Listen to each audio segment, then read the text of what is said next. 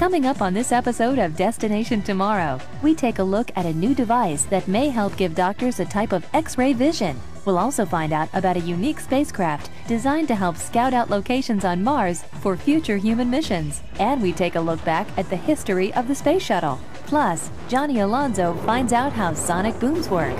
All this and more next on Destination Tomorrow.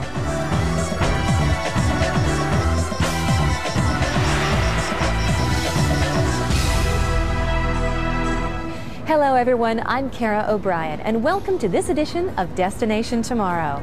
For many years now, NASA planners have been sending different types of spacecraft to Mars to answer basic questions about the Martian atmosphere, mineralogy, and of course, to find out if life exists there.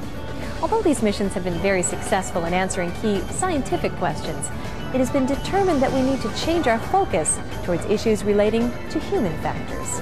With the agency's new push to have human crews at Mars by around 2030, there's a need to begin looking at the challenges associated with getting crews there. Researchers will need to spend a great deal of time looking for suitable landing sites that are free of dangerous obstacles, have sufficient amounts of water, and are scientifically interesting. To help in this task, a spacecraft called the Mars Reconnaissance Orbiter has been designed to help pave the way. Jennifer Pulley finds out more. Although the first planned human missions to Mars probably won't take place until about the year 2030, NASA planners are already beginning to gear up for them. Literally millions of key decisions are now being made to help ensure the success of human flights to Mars in the future. Of course, one of the most important decisions that must be determined early on is where to land our crews. Planners need to find a landing site that is not only free of dangerous obstacles like boulders and craters, but there must also be scientifically valuable points of interest, and of course, water close by is a definite plus. To help prepare the way for these human missions, NASA planners have developed a unique spacecraft called the Mars Reconnaissance Orbiter, or MRO.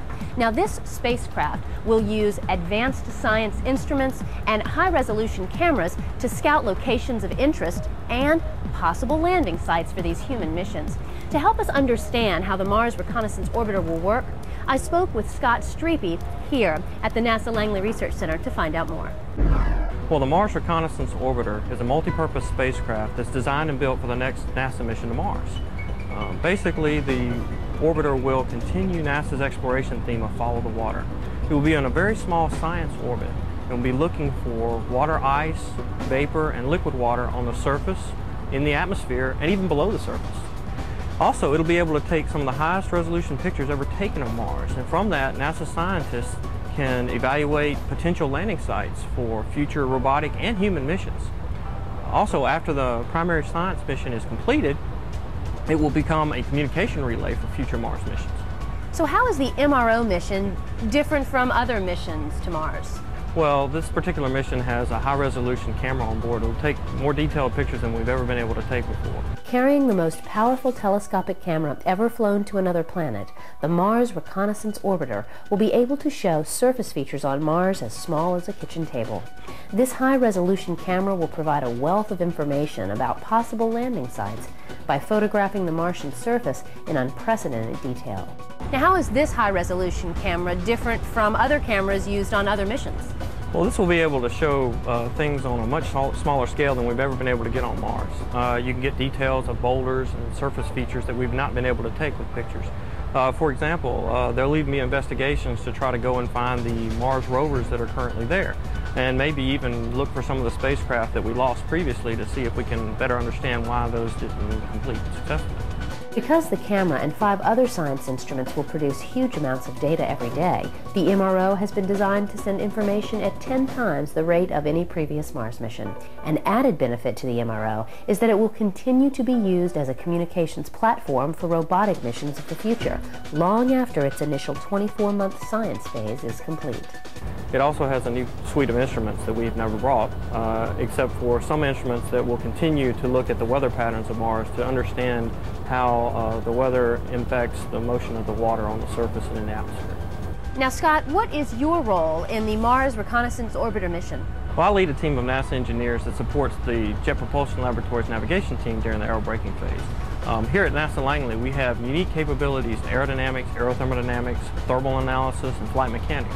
We're bringing all that in to help the Mars Reconnaissance Orbiter mission during that critical aerobraking phase. Aerobraking sounds like aeronautics and braking. I'm assuming this has something to do with slowing the vehicle down? Aerobraking is a technique that you can reduce the size of a spacecraft's orbit without using very much fuel.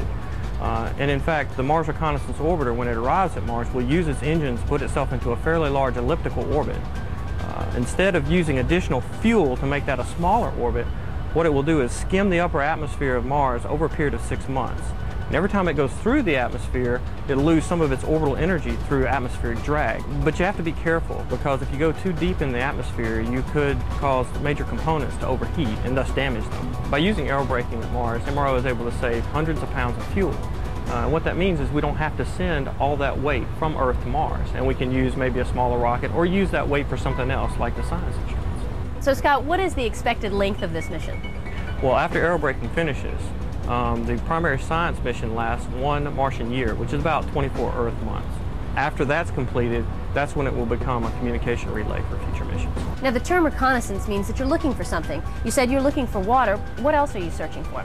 It'll help the NASA scientists investigate future potential landing sites for other robotic missions, but also for the human missions that are coming. So Scott, finally, what are your overall expectations for the MRO mission?